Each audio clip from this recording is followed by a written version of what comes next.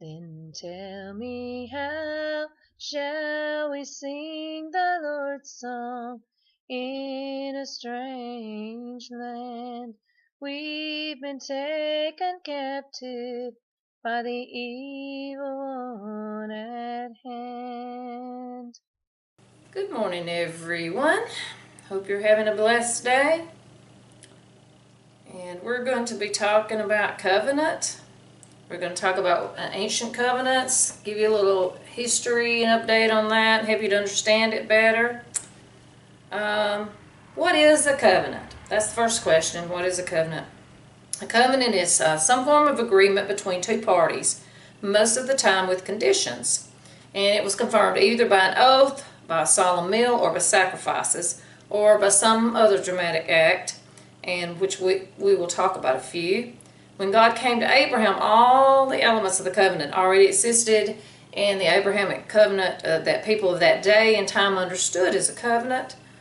Today we might call a covenant a treaty, a vow, a pledge, a contract. But you know, the thing about it is, this day and time, people don't take covenants seriously. They don't take contracts seriously. It wasn't so back in ancient times. The ancient covenant was a very serious matter. When someone made a covenant, it was very serious. It was so serious that they were basically saying that if they didn't keep the covenant, that they would die, be destroyed. And I will show you how in just a few minutes that worked. But it's not known for certain exactly what the Hebrew term for covenant means, which is this right here. It's the Hebrew word covenant, berit. The word berit. But we know it means a covenant. But in the Akkadian language, which was comparative to Hebrew, they had a word beritu, which means fetter. The terms in the Akkadian and Hittite languages for covenant meant binding, so it's thought possible that the Hebrew may also mean that too. And of course we can see that in the scriptures. This is a very ancient concept, traced back to an ancient legal process of the Hittites, and even further back, dating to around 1400 BC, and it might be possibly earlier than that, but this is what we have records for.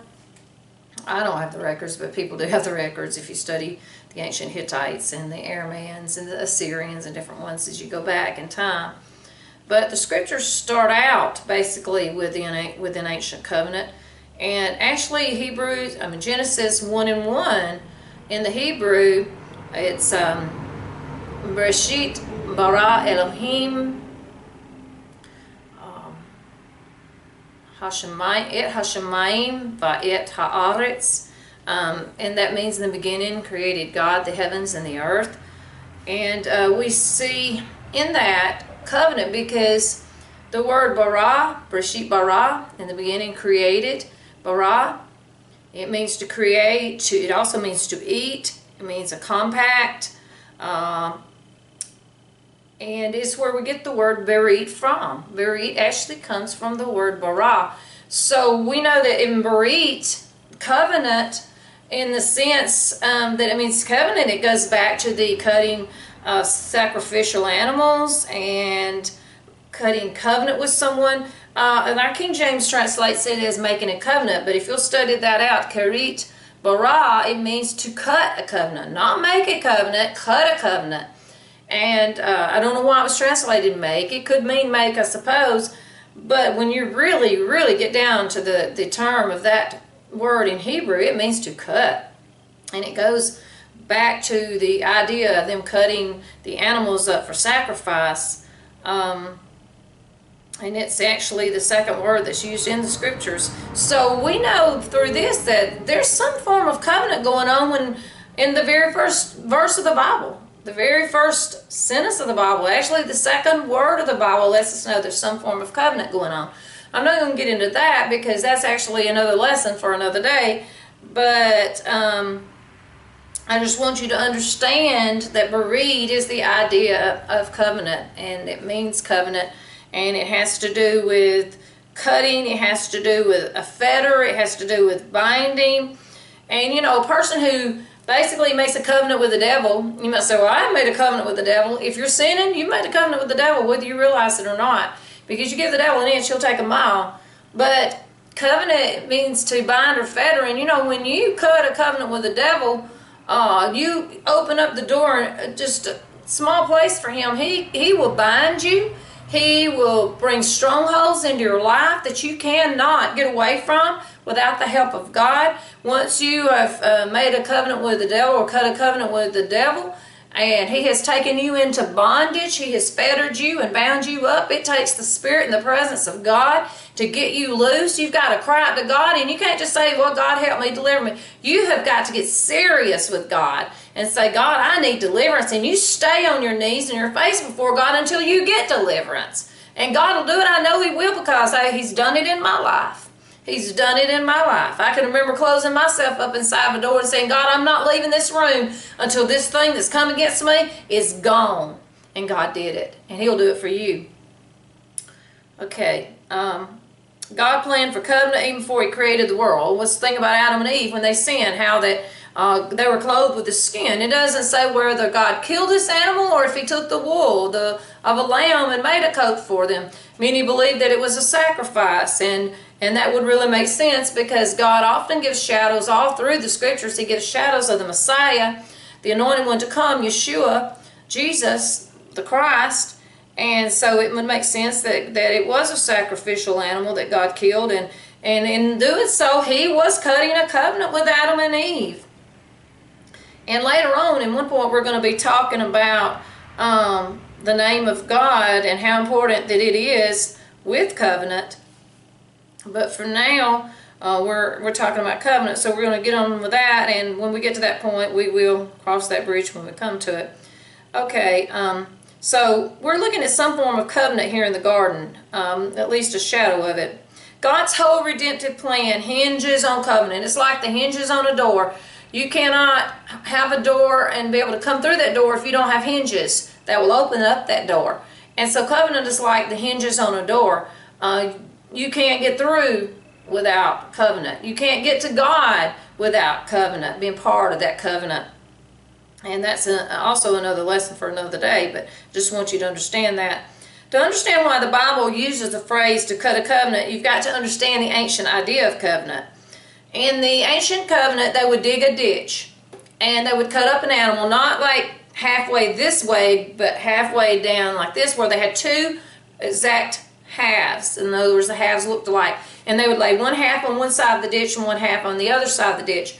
And the parties, or the people making the covenant, would stand on each end of the ditch, and this blood from these sacrifices would flow into this ditch. And I know it sounds gory, but this was the way the ancient covenant worked, which was a picture of something greater.